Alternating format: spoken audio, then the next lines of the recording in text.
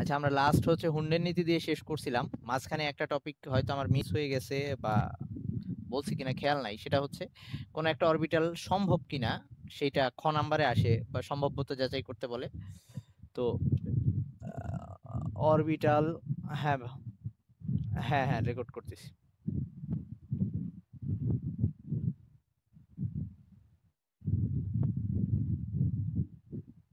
অরবিটালের সম্ভাব্যতা যাচাই। ধর আমাকে বলা হলো যে 2D এই অরবিটালটা সম্ভব কিনা। আমরা অলরেডি জানি যে এটা সম্ভব না, কিন্তু এটা কিভাবে সম্ভব যে না সেটা আমরা ব্যাখ্যা করতে হবে আর কি। খ নাম্বারের জন্য আসে, কখন আবার অনেকগুলো একসাথে দিয়ে সেটা নাম্বার বেশি গ ঘতেও দিতে পারে। তো এই 2D অরবিটাল সম্ভব কিনা এটা আমরা দেখার জন্য যেটা করব ফার্স্টে, এই এই 2 এটা হচ্ছে n এর মান ছিল। তো এক্ষেত্রে n ইকুয়ালস টু হচ্ছে 2। তাহলে n ইকুয়ালস টু 2 হইলে l কি কি হওয়ার কথা ছিল? l এর মান শুরু হইতো 0 থেকে আর শেষ হইতো n-1 এ গিয়ে, তার মানে 0 আর 1 হবে। তাইলে এখন l এর জন্য আছে 0 আর 1। আমরা জানি এই যে l ইকুয়ালস টু 0 হইলে সেটাকে s বুঝাইতাম, 1 হইলে p, 2 হইলে d আর 3 হইলে f। তো এখন আমাদের বলা লাগবে যেহেতু d অরবিটালের জন্য l এর মান 2 হওয়া দরকার, কিন্তু এখানে l এর মান 1 পর্যন্তই আছে, তাহলে 2d অরবিটালটা সম্ভব হবে না। তাহলে সেটা একটু লিখে দিচ্ছি, যেহেতু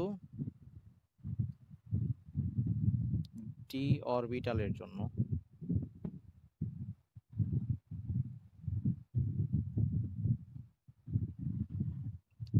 l এর মান 2 হতে হয় বা l ইকুয়ালস টু 2 হতে হয়, l ইকুয়ালস টু 2 হতে l ইকুয়ালস টু 2 হতে হবে বা হয়। সুতরাং 2d অরবিটাল সম্ভব না। 2d অরবিটাল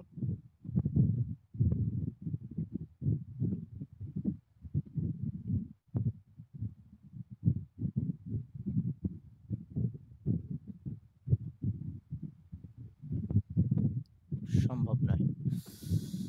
তো এইটুক হবে অ্যান্সার। সবার লেখা হইলে বলিস, এরকম আরো দুই একটা করতেছি।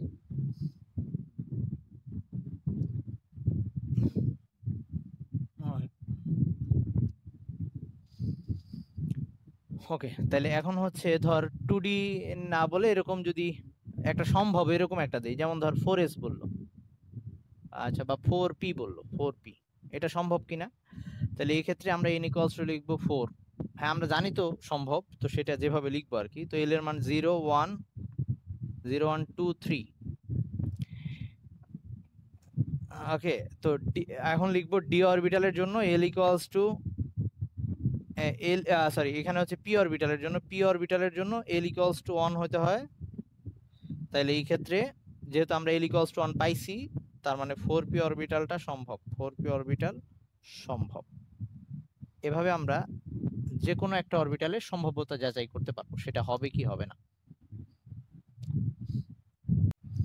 ওকে, তাইলে আমরা এভাবে যে কোনো একটা অরবিটালের সম্ভাব্যতা যাচাই করতে পারবো। তো আমাদের এর পরের টপিক হচ্ছে, কিছু কি বাদ পড়ছে আমাদের? মনে হয় বাদ পড়ে নাই। তারপরে তোদের কিছু মনে পড়লে বলিস। আচ্ছা, এর পরের টপিকটা হচ্ছে আইসোটোপ।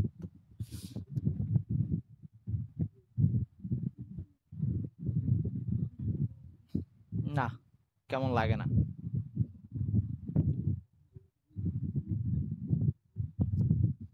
আইসোটোপ,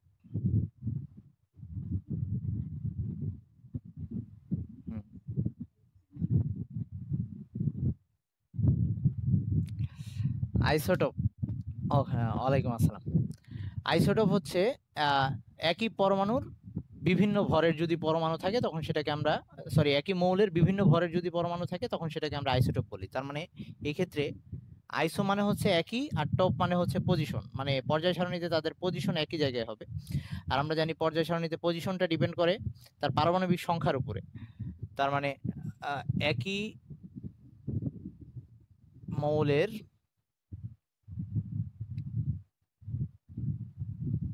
বিভিন্ন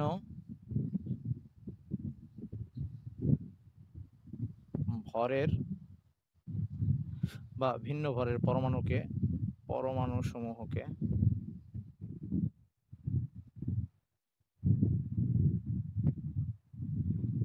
আইসোটোপ বলে।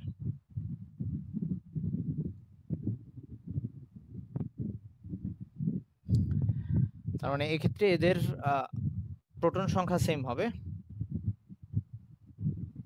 এক্ষেত্রে এদের প্রোটন সংখ্যা সেম, একই, কিন্তু নিউট্রন সংখ্যা ভিন্ন হওয়ার কারণে ভরটা চেঞ্জ হয়ে যায়, কিন্তু নিউট্রন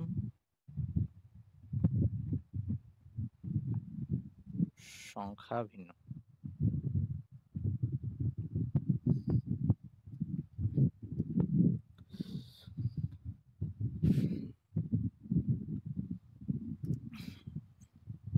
লেখা হয়েছে না সবার? এটা এমনিতেই জানিস তোরা। ওকে, আইসোটোপ আমরা মানে দুইটা টাইপেরই হয়, একটা হচ্ছে প্রাকৃতিক মানে আমরা প্রকৃতিতে পাচ্ছি, আর কয়েকটা তেজস্ক্রিয় আইসোটোপ আছে, আই মিন যেগুলো আমরা ল্যাবেও তৈরি করতেছি এরকম আছে। আচ্ছা, তো এই আইসোটোপ নিয়ে আমি কয়েকটা উদাহরণ লিখতেছি। যেমন ধর হাইড্রোজেনের প্রায় 7টা আইসোটোপ পাওয়া যায়, হাইড্রোজেনের আইসোটোপ, এইচ এর আইসোটোপ।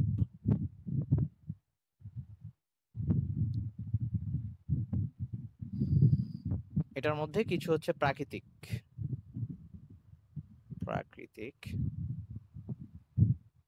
আর হচ্ছে তেজস্ক্রিয় বা যেগুলো আমরা ল্যাবে তৈরি করতেছি।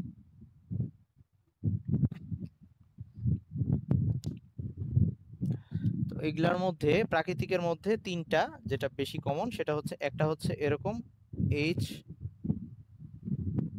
এটার প্রোটন সংখ্যা একটা, কোনো নিউট্রন নাই, সো ভর সংখ্যাও 1, তার মানে এটা অনেকটা এরকম,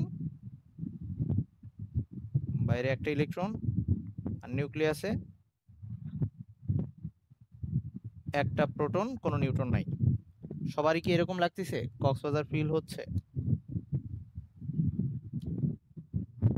হ্যাঁ,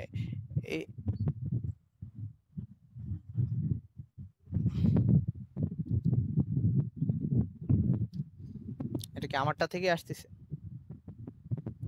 পরেরটা হচ্ছে, আচ্ছা এটার নাম হচ্ছে প্রোটিয়াম। না না, দরকার নাই, এটার নাম হচ্ছে প্রোটিয়াম। হ্যাঁ, তারপর আর একটা হচ্ছে এরকম, আই কথা কম বল, এটার মধ্যে একটা প্রোটন একটা নিউট্রন আর বাইরে তো একটা ইলেকট্রন, এটার নাম হচ্ছে ডিউটেরিয়াম।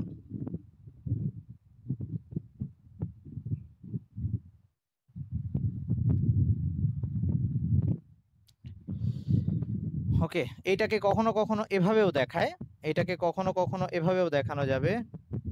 আচ্ছা, কোথায় লিখি? এখানেই লিখি, পাশে ডি দিয়েও দেখানো হয়, D2 1, দুইটাই কিন্তু পসিবল। হ্যাঁ, এভাবেও দেখানো যায়, এভাবেও দেখানো যায়, কমা দিয়ে দিলাম। আচ্ছা, টিট্রিয়াম যেটা 3 নাম্বারটা, এখানে হাইড্রোজেন প্রোটন একটা, নিউট্রন 2টা হওয়ার কারণে ভর সংখ্যা 3, এটাকে এভাবেও দেখানো যায় T13।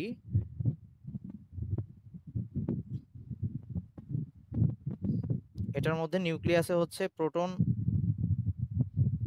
একটা আর নিউট্রন হচ্ছে 2টা, প্রোটন একটা নিউট্রন হচ্ছে 2টা, আর বাইরের কক্ষপথে তো একটা ইলেকট্রন।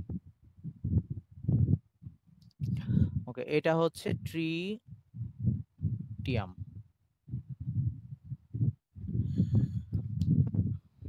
সরি, আমি টিট্রিয়াম।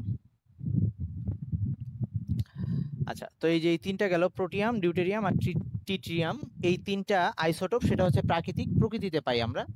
আরো 4টা আছে, একটা হচ্ছে H14, H14, H16H17, মানে এগুলার মধ্যে জাস্ট নিউট্রন সংখ্যা ডিফারেন্ট হয়েছে, তবে এগুলা তেজস্ক্রিয়, এগুলা প্রাকৃতিক না, এগুলা ল্যাবে তৈরি হয়। আমাদের বেশিরভাগ ক্ষেত্রে এগুলা নিয়ে কাজ। ওকে, তো এখন সবার একটু লেখা হয়েছে?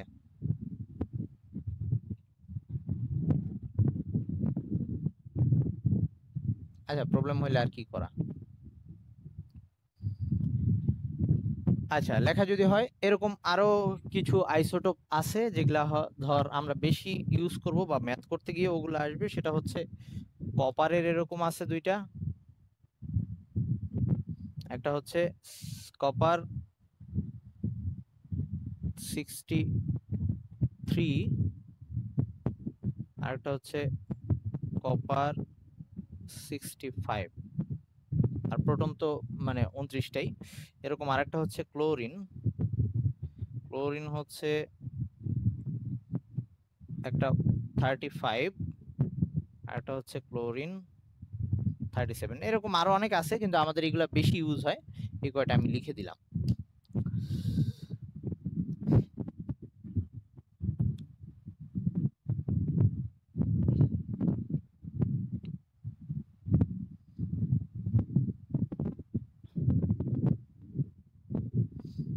এই তোদের সবার আজকে মন টন ভালো তো নাকি?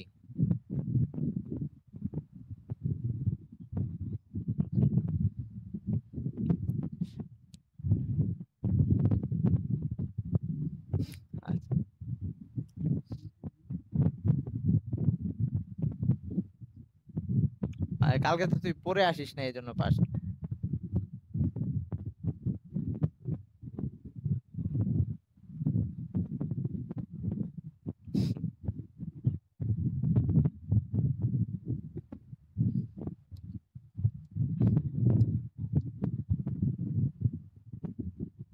আমার আমার আমার স্ক্রিনের উপরে ডাবল ট্যাপ করে রাখ তিন্নি, তাইলেই হবে। আচ্ছা, এবার আসি পারমাণবিক ভর, বা এটাকে আপেক্ষিক পারমাণবিক ভর, মানে আ পা ভর এভাবে লিখলাম। ওকে, পারমাণবিক ভর বা আপেক্ষিক পারমাণবিক ভর একই জিনিস বোঝাচ্ছে। তো এটাতে অ্যাকচুয়ালি কি, আমরা একটা পরমাণু যেহেতু অনেক ক্ষুদ্র, পরমাণুর ভর হচ্ছে অনেক ছোট একটা মান, আই মিন সেটাকে যদি আমরা ওই নর্মাল এক্সাক্ট মান লিখতে যাই তাহলে অড সংখ্যা হবে, এবং সেগুলোকে মনে রাখা কষ্টসাধ্য ব্যাপার হবে। এগুলো নিয়ে আমরা ওই যে ইলেকট্রন প্রোটন নিউট্রনের সময় বলছিলাম। তো আমরা তো পরমাণুর আমরা অরিজিনাল ভরটা মনে না রেখে কোনো একটা কিছু সাপেক্ষে তুলনা করে তার ভরটা বের করব, সেটাকে আমরা পারমাণবিক ভর বা আপেক্ষিক পারমাণবিক ভর বলতেছি। তো এই আপেক্ষিক পারমাণবিক ভরটা তাহলে কি হবে? দুইটা কিন্তু একই জিনিস। আপেক্ষিক পারমাণবিক ভরটা তাহলে কি হবে, সেটা হচ্ছে একটা পরমাণুর এক্সাক্ট যে ভরটা হয়, পরমাণুর প্রকৃত ভর, পরমাণুর প্রকৃত ভর মানে মৌলের, যে কোনো একটা মৌলের পরমাণুর প্রকৃত ভর, সেটাকে ভাগ দেব আমরা একটা রেফারেন্স দিয়ে। তো রেফারেন্সের ভর, রেফারেন্সের প্রকৃত ভর এরকম ছিল আর কি। তো আমরা এটা বের করতে গিয়ে আমরা প্রথম দিকে রেফারেন্স হিসেবে নেওয়া হয়েছিল হাইড্রোজেন পরমাণুকে। তো তখন এরকম হয়ে গেছিল ব্যাপারটা, পরমাণুর প্রকৃত ভর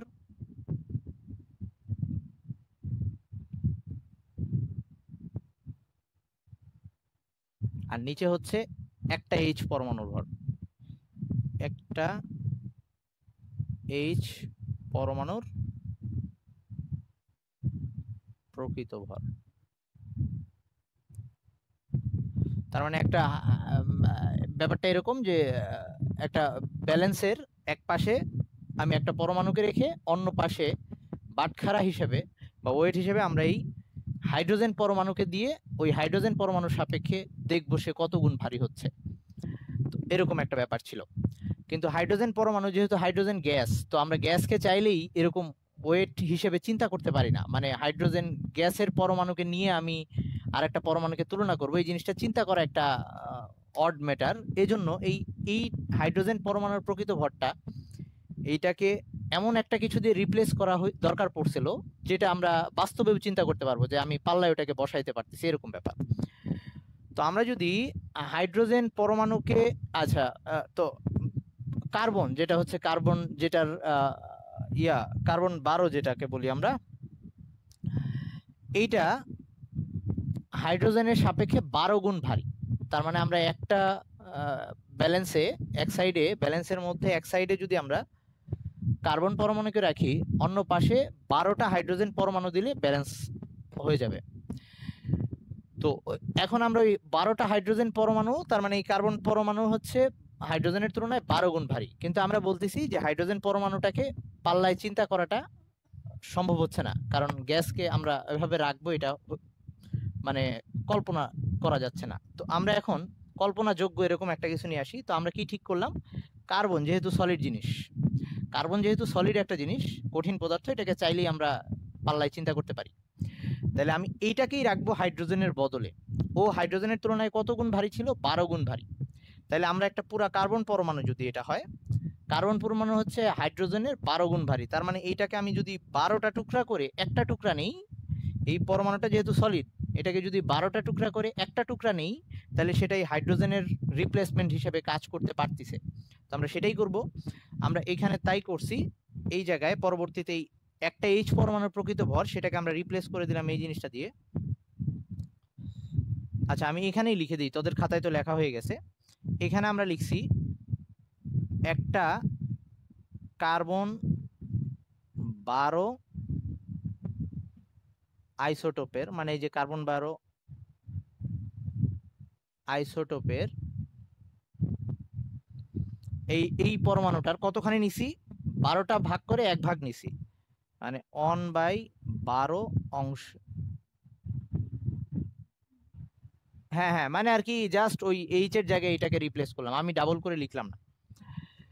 তার মানে এখন আধুনিক সংজ্ঞা অনুযায়ী, ওটা পুরাতন ছিল, আধুনিক সংজ্ঞা অনুযায়ী তার মানে পরমাণুর আপেক্ষিক ভর বা পারমাণবিক ভর বলতে আমরা বুঝতেছি যে একটা পরমাণুর প্রকৃত ভরকে আমরা যদি কার্বন 12 আইসোটোপের 1/12 অংশের ভর, মানে হচ্ছে 12 টুকরার 1 টুকরার সাপেক্ষে ওই পরমাণুটা কত গুণ ভারী, সেটা বের করি, সেটাকে আমরা বলবো আপেক্ষিক পারমাণবিক ভর।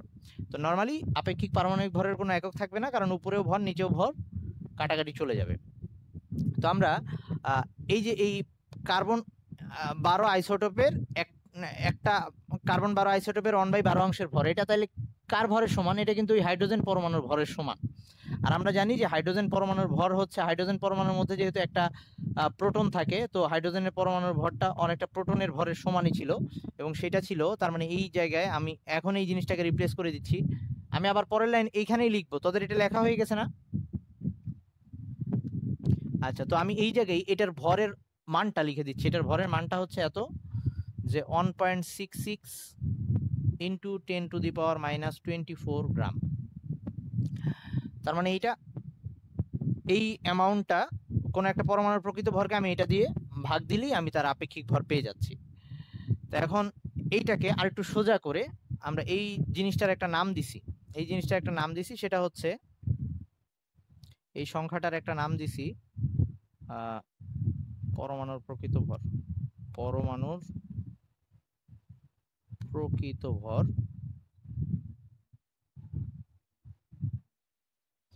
আচ্ছা, এটা হচ্ছে, এই জিনিসটার নাম দিছি আমরা AMU। এই জিনিসটার নাম দিছি AMU, যেটা আমি ওই যে তেজস্ক্রিয়তা পড়ানোর সময় বলে আসছিলাম। তো এখন আমরা লাস্টে বলতেছি বলতেছি বলতেছি তাহলে আমাদের এই আপেক্ষিক পারমাণবিক ভর বা পারমাণবিক ভর লাস্টে যেটা তার, আচ্ছা ঠিক আছে, এটা হচ্ছে, এটার ফুল মিনিংটা হচ্ছে অ্যাটমিক ম্যাস ইউনিট। আমুল হচ্ছে যে একটা ব্র্যান্ড আর কি। এই যে এটা হচ্ছে atomic mass unit, atomic mass unit. Okay, এই AMU দিয়ে আমরা তার মানে এইটা বুঝতেছি।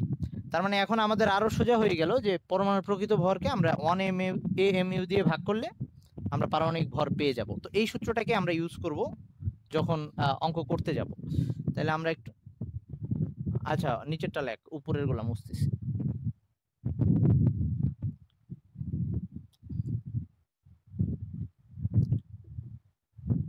তাহলে ধর এখন যদি কোশ্চেন করা হয় যে ফ্লোরিনের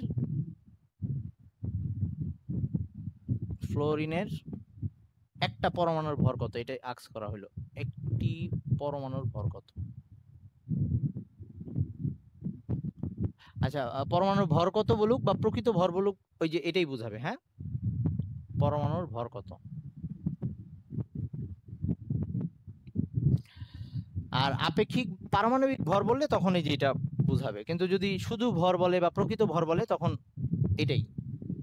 আচ্ছা, তাহলে আমরা এই সূত্র অনুযায়ী জানি যে পারমাণবিক ভর সমান সমান হচ্ছে পরমাণুর প্রকৃত ভর ডিভাইডেড বাই AMU। তাহলে এটা অনুযায়ী ফ্লোরিনের পারমাণবিক ভর আমরা জানি সেটা হচ্ছে কত ছিল। ফ্লোরিনের পারমাণবিক ভর মনে আছে?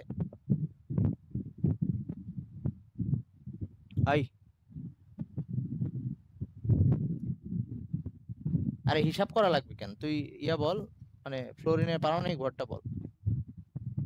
19। হ্যাঁ, তাহলে পারমাণবিক ভরের জায়গায় 19 বুঝাচ্ছি। আর আমাদের এইটা বের করা লাগবে, মানে F পরমাণুর ভর।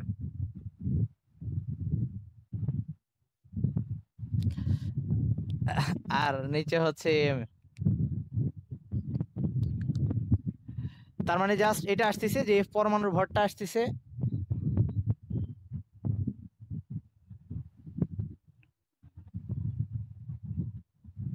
আচ্ছা, এই F পরমাণুর ভর এটাকে আমি এভাবে লিখলাম, F পরমাণুর ভরটাকে আমি এভাবে লিখলাম, F পরমাণুর ভর। হ্যাঁ, এটা ইকুয়ালস টু আসতেছে 19 AMU। তার মানে আরে এত কথা বলছ কেন?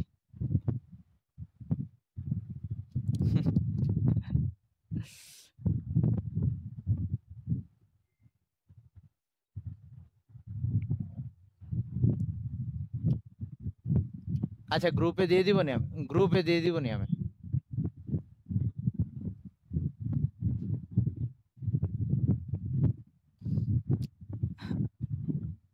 আর এটা কত আসে রে? এটা কত আসে? 3.16।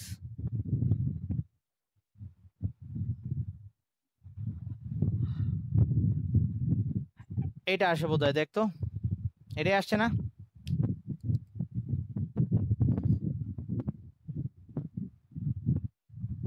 ওই দেখ এটাই আসছে কিনা। আচ্ছা ওকে, ঠিক আছে। তাইলে এবার আমাদের উল্টা, আচ্ছা মুছতেছি না, উল্টা ভাবে আমাদের দিতে পারে, বলে দিতে পারে যে ফ্লোরিনের একটা পরমাণুর ভর এত, আপেক্ষিক ভর বের করতে বলতে পারে। মানে তখন আমরা এইটা উপরে বসাবো, এমইউ দিয়ে ভাগ দিব, 19 আসবে। ওকে, হ্যাঁ ভাইয়া বল। 10⁻⁻23 গ্রাম।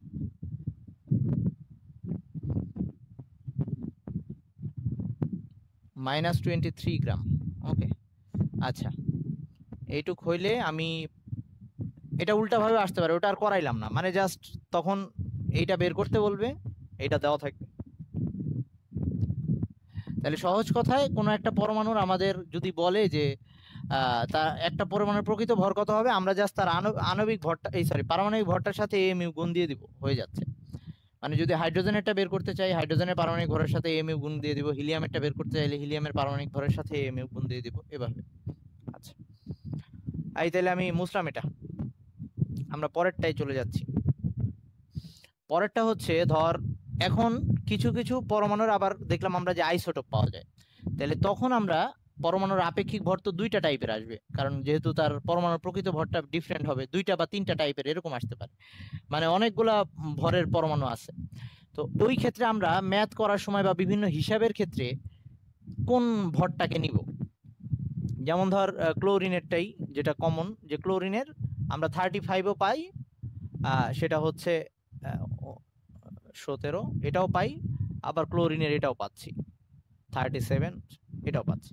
তো এই ক্ষেত্রে আমরা অঙ্ক করার সময় বা বিভিন্ন প্রবলেম সলভিং এর সময় আমরা 35 নিয়ে কাজ করব না 37 নিয়ে কাজ করব। এখন এই সব ক্ষেত্রে যাদের আইসোটোপ আছে সেই ক্ষেত্রে আমরা এটাকে আরেকটু এলাবোরেট করতেছি, সেটা হচ্ছে এই পারমাণবিক ভরটাকে আমরা বাই আপেক্ষিক পারমাণবিক ভর যেটা ছিল এটাকে আমরা গড় আপেক্ষিক পারমাণবিক ভর, এভাবে আমরা একটা নতুন ওয়ে বের করতেছি যে এই ক্ষেত্রে আমরা কিভাবে ক্যালকুলেট করব যে এর কোন ভরটা নিয়ে আমরা কাজ করব। তো এই ক্ষেত্রে যে জিনিসটা দরকার সেটা হচ্ছে কোনটা কোন পার্সেন্টে প্রকৃতিতে পাওয়া যায়। তাহলে এটা হচ্ছে প্রকৃতিতে, এটা হচ্ছে প্রাপ্যতা, এইটা প্রকৃতিতে পাওয়া যায়, এটা তোর কোশ্চেনে দেওয়া থাকবে, কখনো অবশ্য বের করতেও বলতে পারে। এইটা প্রকৃতিতে পাওয়া যায় হচ্ছে 75% গড় আপেক্ষিক পারমাণবিক ভর, গড় আপেক্ষিক পারমাণবিক ভর, অথবা ওটাকেও শুধু আমরা পারমাণবিক ভর বলতে পারবো, সমস্যা নাই, কিন্তু বের করার মেথডটা এরকম।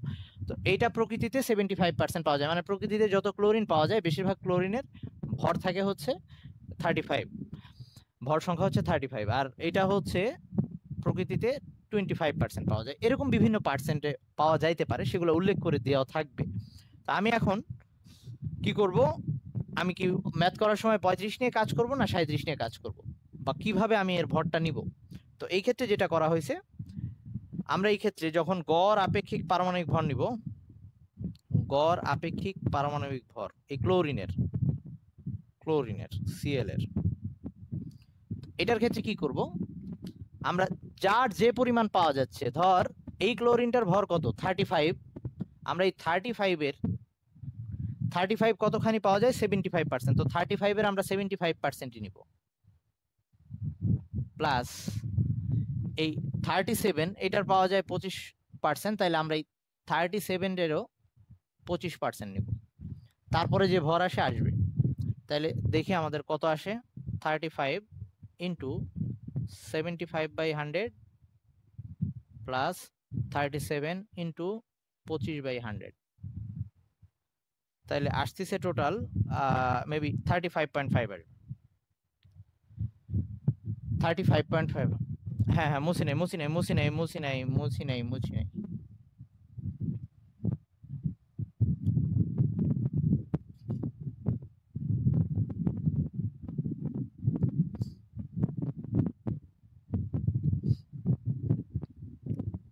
হয়েছে রে?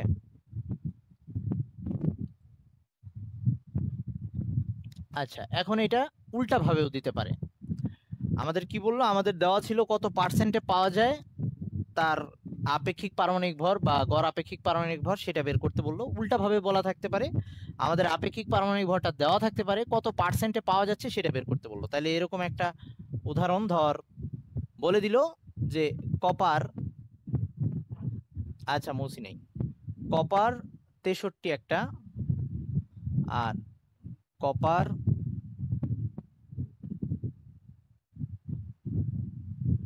65, 63 আর 65, এইটা প্রাপ্যতা বলে দেওয়া নাই, ধরে নিলাম এটা x% পাওয়া যায় প্রকৃতিতে, আর এটা হচ্ছে 100 মাইনাস x%। আর আমাকে বলে দিল যে কপারের গড় আপেক্ষিক পারমাণবিক ভর, মানে গড় আপেক্ষিক পারমাণবিক ভর এটা হচ্ছে 63.5, এটা আমাকে বলে দেওয়া হইলো। আমাকে এবার বললো যে কোনটা কোন পার্সেন্টে পাওয়া, কত পার্সেন্টে পাওয়া যায় এটা বের করতে বলবো। তাহলে জাস্ট আমরা সেম প্রসেস উল্টা ভাবে করব। এখানে হচ্ছে কপারের গড় আপেক্ষিক পারমাণবিক ভর, এখানে লিখবো 63, আর এটা x%, মানে হচ্ছে এটাকে আমি এভাবে লিখতে পারি x/100,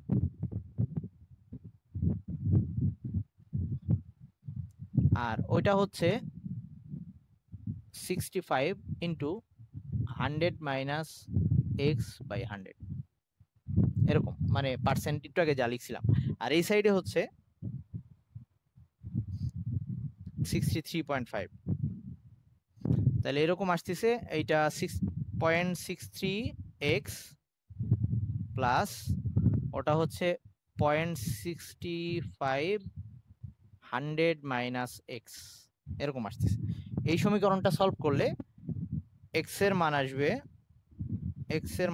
হচ্ছে 75%, এক্স এর মান আসবে 75%, তার মানে কপার 63টা পাওয়া যাচ্ছে 75%, আর কপার 65টা পাওয়া যাবে 25%, মানে এক্স এর মান পার্সেন্ট দিবি না, শুধু 75 আর কি, এক্স এর মানটা আসবে 75, এখানে পার্সেন্ট দিস না। এক্স এর মান 75, পরে উত্তর লেখার সময় লিখবি যে সুতরাং 75% হচ্ছে কপার 63 আর কপার 65 হচ্ছে 25%।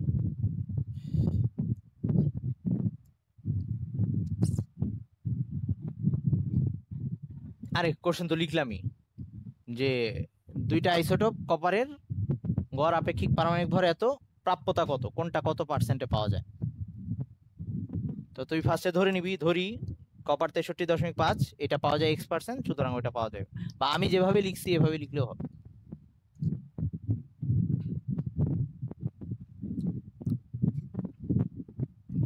সবার এইটুক বোঝা হয়েছে রে?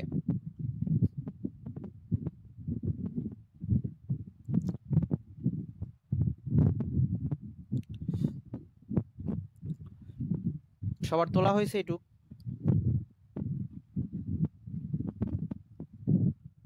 আচ্ছা, তাহলে এই চ্যাপ্টার এখন লাস্ট যে ব্যাপারটা, এই চ্যাপ্টারে ছোট কিছু জিনিস বলা আছে। একটা হচ্ছে আণবিক ভর নিয়ে বলা আছে, যেটা তোদের আর এখন বলা লাগবে না, তোরা এখন আণবিক ভর বের করতে পারিস, মানে আপেক্ষিক পারমাণবিক ভর থেকে আণবিক ভর বের করা। যেমন নর্মাল যে এত এখন কারোই আর কোনো সমস্যা হওয়ার কথা না, যে আমরা যখন একটা অণুর ভর বের করতে যাই H2SO4 এর আণবিক ভর বের করতে যাব, তখন এই যে এতক্ষণ যে পারমাণবিক ভরগুলা শিখে আসছি ওগুলাকে ইউজ করা লাগবে। তাহলে হাইড্রোজেনের 1/2, সালফারের এরকম আপেক্ষিক পারমাণবিক ভর আসবে 32, আর অক্সিজেনের হচ্ছে 16x4, তো এটা হবে 98। আর নর্মালি আপেক্ষিক আণবিক ভরও যেহেতু এটা আপেক্ষিক ভর থেকে আসতেছে, এটারও কোনো একক নাই। আর কেউ যদি এককটা লিখতেই চায় তাহলে এককটা এরকম গ্রাম পার মোল। ওকে, কেউ যদি আণবিক ভরের একক লিখতে চায় তাহলে সেইটার এককটা এরকম হবে, কেউ যদি একক লিখতে চায় তাহলে সেটা হবে গ্রাম পার মোল।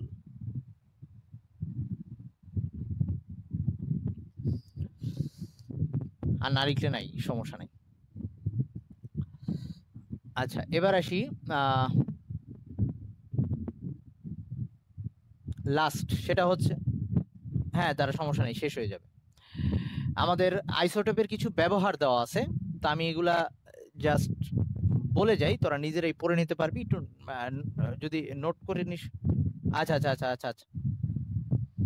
তো প্রথম হচ্ছে যে আইসোটোপগুলা প্রায় নর্মালি আমরা বিভিন্ন কাজে এই তেজস্ক্রিয় আইসোটোপগুলার তেজস্ক্রিয় ধর্মটা ইউজ করে আমরা বিভিন্ন সুবিধা পাচ্ছি। যেমন ধর চিকিৎসা ক্ষেত্রে যদি রোগ নির্ণয় করা দরকার হয়, তো কোনো একটা রোগাক্রান্ত স্থানের আমাদের ইমেজ নেওয়া দরকার, এরকম হইলে তা আমরা কি করব যে টেকনিশিয়াম 99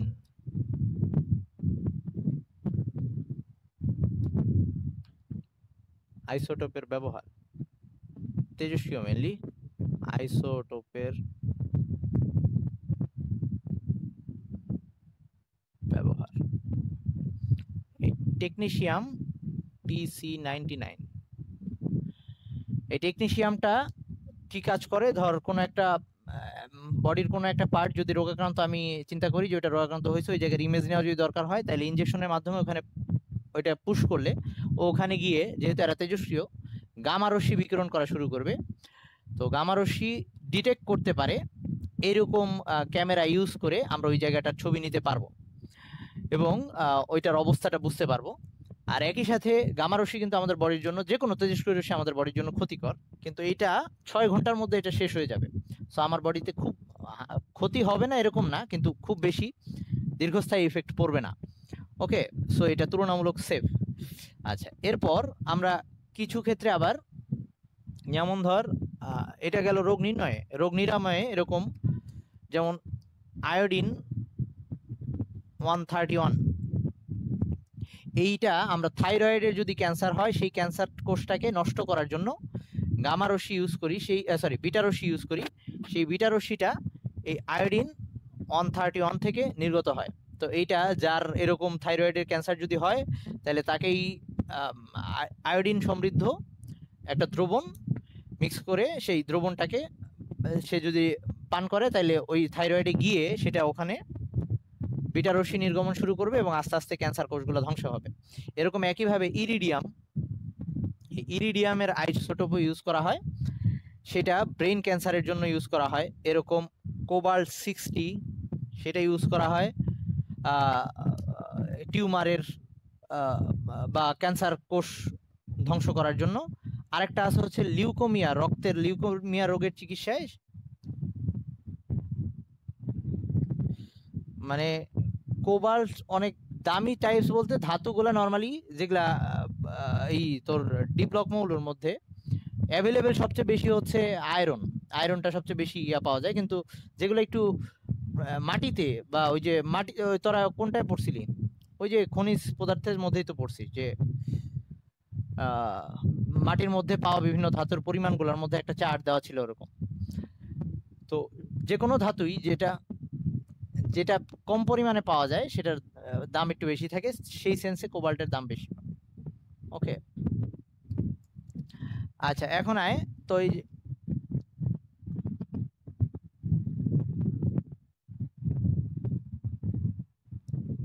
আচ্ছা ফসফরাস বোধ 32 এইটারও ফসফেট ইউজ করা হয় লিউকোমিয়া রোগের চিকিৎসায়।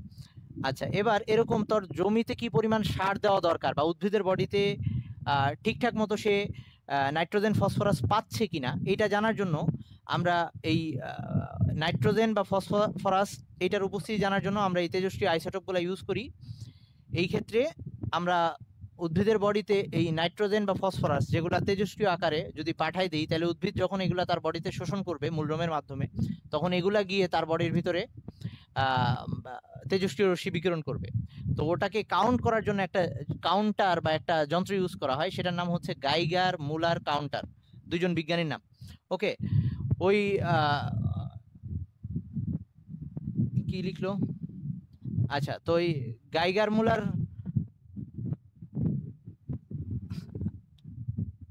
এই গাইগার মুলার, আচ্ছা শোন শোন শোন, এই গাইগার মুলার কাউন্টার ইউজ করে তুই বুঝতে পারবি যে উদ্ভিদের বডিতে কি পরিমাণ নাইট্রোজেন ফসফরাস যাচ্ছে, ও কি ঠিকঠাক মতো পাচ্ছে কিনা, তোর কি পরিমাণ সার দেওয়া লাগবে সেটা তুই ডিটেক্ট করতে পারবি। এরকম কিছু কীটনাশক ব্যবহারের ক্ষেত্রেও আমরা এই তেজস্ক্রিয় রশ্মি ইউজ করি। তাছাড়া বিভিন্ন ওই যে জেনেটিক ইঞ্জিনিয়ারিং ক্ষেত্রেও তেজস্ক্রিয় আইসোটোপগুলা ইউজ করা হয়। আর বিদ্যুৎ উৎপাদনে তো আছেই।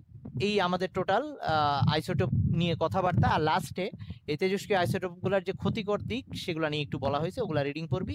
এই চ্যাপ্টার আমাদের শেষ। ওকে, আমাদের এই চ্যাপ্টারের ম্যাথগুলা বাকি আছে, যেটা হচ্ছে আমরা বোর পরমাণু মডেলের কিছু ম্যাথ করব বলছিলাম। নেক্সট ক্লাসে আমরা ওই ম্যাথগুলা করব। তো আপাতত আমি ক্লাস অফ করতেছি। হ্যাঁ, আল্লাহ হাফেজ।